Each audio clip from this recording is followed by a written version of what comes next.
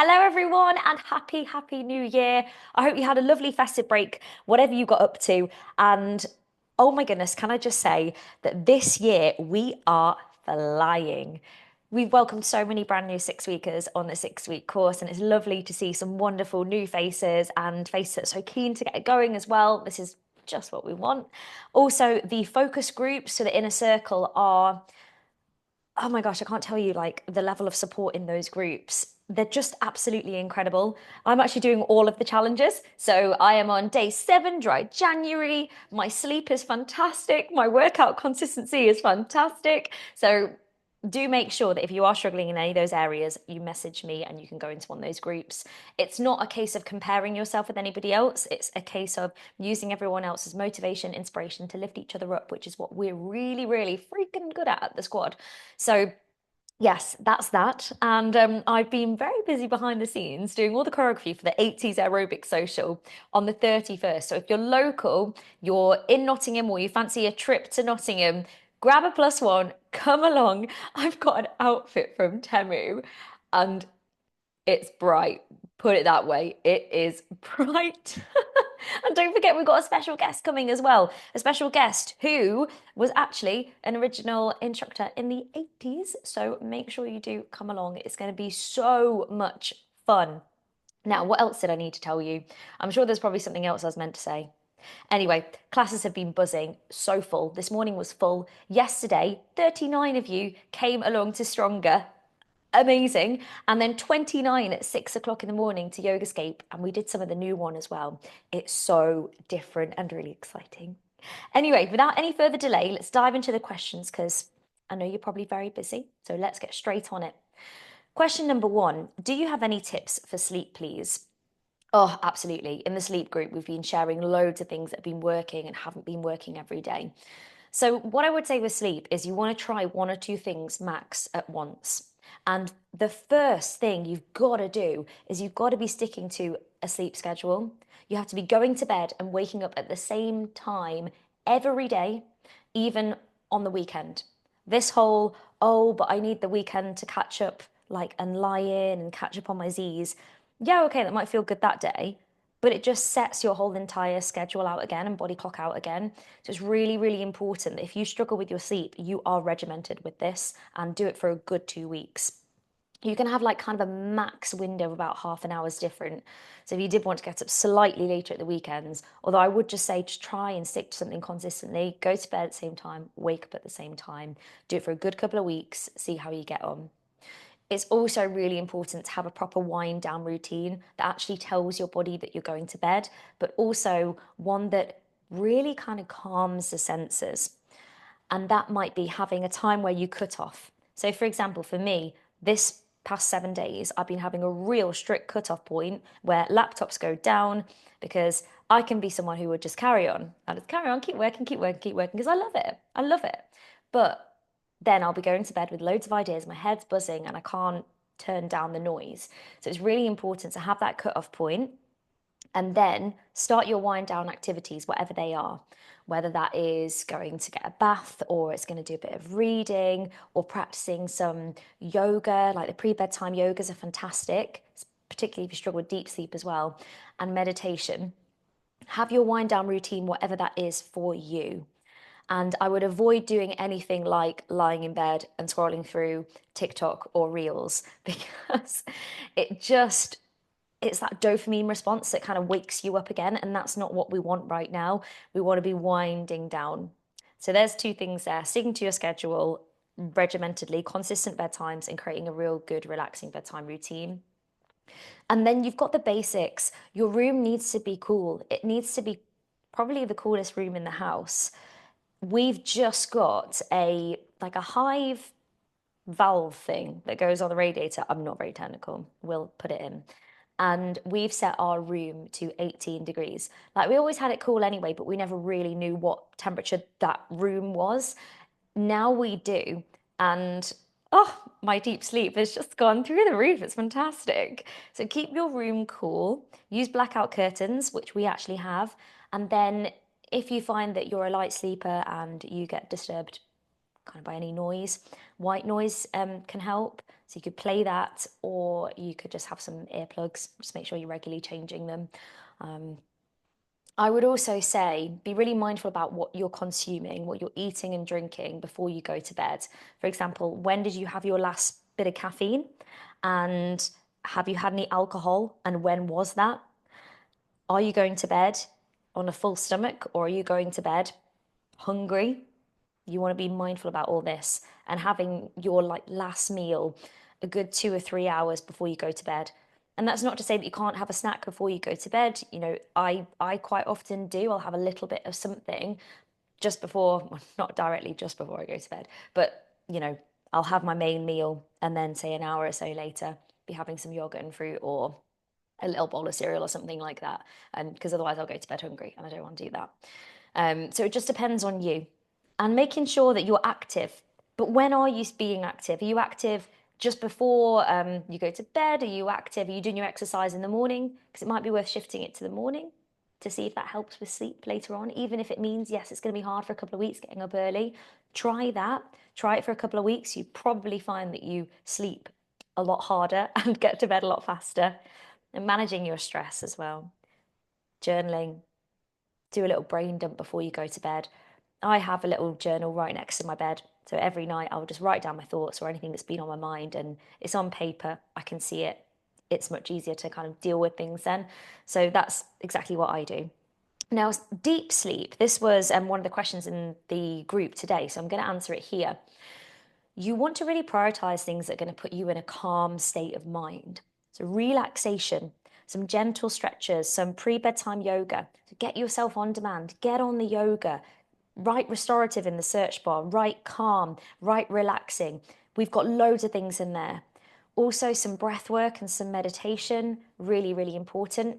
By keeping that consistent routine with going to bed and getting up at the same time, that will also improve your body's ability to get into a really, really deep sleep. And then just the basics, you know what I've been talking about. When was the last time you had a coffee? Was it in the afternoon? When was it? Can you push that back? Can you say nothing after lunchtime, for example? Another thing you could try is magnesium. So a lot of people swear by magnesium for getting a deeper night's sleep. So these are the things that I would test. And again, with the exercise, why not try doing it in the morning and anything in the evening? Just make sure that it's something really restorative. And then maybe experimenting with things like white noise if you haven't already. But just try one or two things and monitor it. Try it properly. Don't just do it for a day or two and be like, nah, it doesn't work for me. Just actually try it properly. Number two, how much water is too much to drink? Oh, how long's a piece of string? Generally speaking, we say aim for 2.5 litres. It's a really good aim, and that can come from water, but it can also, technically, it could come from food as well, like watermelon or cucumber, but it's very hard to quantify that. So if you just base it around 2.5 litres of water a day, and then monitor the colour of your pee, if it is completely clear frequently, so every time you go to the toilet, um, it's completely and utterly clear, you are overhydrating. If you ever start to feel like headache or confusion, swelling in your hands or your feet or muscle cramps, it could potentially be overhydration. When you go for a pee, you want a really, really pale yellow color, okay, yellow straw color, really pale. If it's really strong, then you know that you are dehydrated. And there's going to be factors that affect this. So, for example, exercise, or if you've done some intense exercise, or if you're in a hot country or it's hot in the UK, or you're stressed, this can all have an impact on our hydration levels, or if you even have a medical condition. So, it's really important to do what's right for you. And we've got to think about how much the body can take in as well. We want to be sipping throughout the day as opposed to downing litres. The body can only, or the kidneys can only process about, it's just under a litre. It's about zero point 0.8 to a litre of water per hour. So we don't want to be thinking of downing litres in one go. It's got to be throughout the day. Again, there's no need to overthink it. Just have a water bottle, take it around with you, have sips throughout the day, and you'll be absolutely fine. The body is extremely, extremely clever. And just make sure you're looking out for the colour of your pee. Next question. When your muscles ache from a previous day's workout, is it okay to rework those muscles again, or should you leave them to rest? It really depends on the level of achiness. Like if it's kind of mild, then generally it's all right to rework those muscles. But I'd be thinking of changing the workout a little bit. So maybe either changing the intensity, so if you're doing a weights workout, really dropping the weights, or trying to have a different focus. For example, you'll notice today on the timetable, we did a 20-minute lower body workout. Tomorrow, we're doing a 20-minute upper body workout. So we've split the body in that way. And if you say did 2 days of a lower body workout, I'd be questioning, okay, why? And was it incorporated as part of one? As an example, yesterday we did stronger, and that is one track per body part. Okay, well, if your legs are really, really feeling it after yesterday's stronger and you want to do the lower body, then just really, really either kind of consider like, okay, is this what my body really needs right now? You know, depending on the level of soreness. If it's like a mild to moderate soreness, but like, okay, well, I want to do this workout. I'm going to make sure I hydrate properly. I'm going to get enough sleep. I'm going to have enough protein. And if I need to, I'm going to drop the weights here. I'm just going to see how I get on. So that's what I would say there. If it's pretty severe and it's actually quite painful, like squatting, lifting, bending, I would say just to let those muscles rest. Really prioritize rest because rest is where we actually get stronger and it's actually where we see the results from our workout. So it just depends on the level of ache you're really, really feeling. And if you ever feel any sharp pain, stop, stop, stop, stop. But to prioritize recovery, it's those things that I said. It's sleep. This is where your muscles knit each other, knit themselves back together again. And this will be happening in your deep sleep. Your REM sleep is where your brain, your cognition, I was going to say rejuvenates itself. What kind of? Yeah, replenishes itself. That's not even the right word. Repairs itself. That's what I'm looking for. Repairs itself. And then the deep sleep is where your body does that.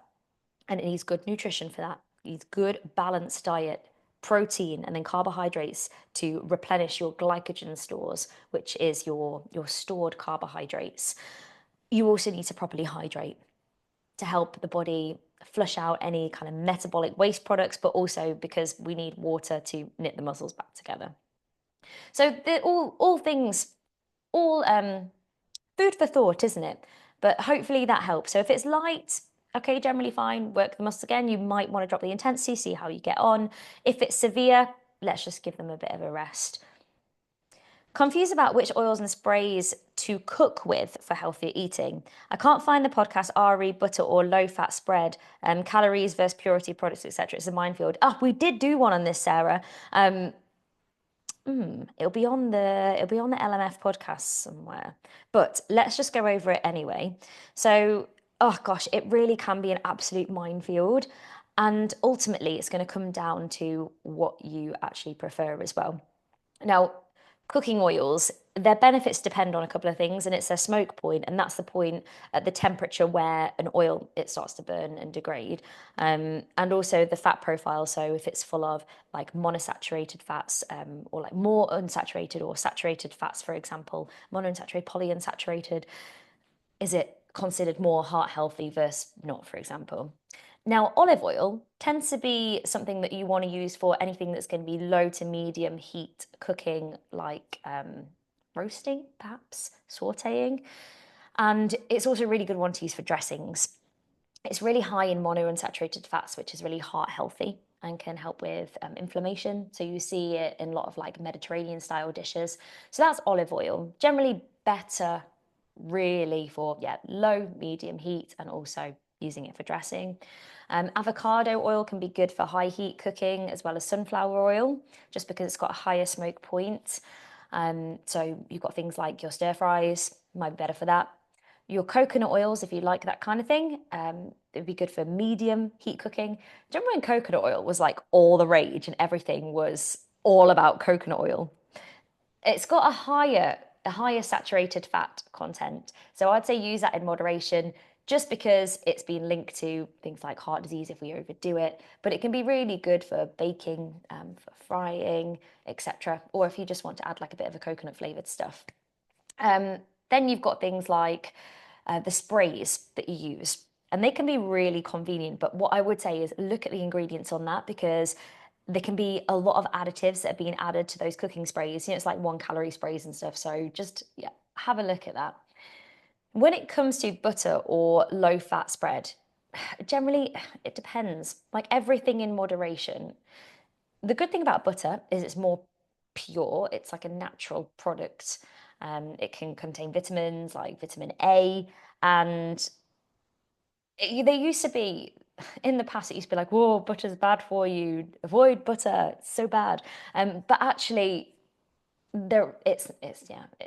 It was once thought to be harmful, but now it's not. You just need to moderate how much you have, particularly if you've got like higher cholesterol levels.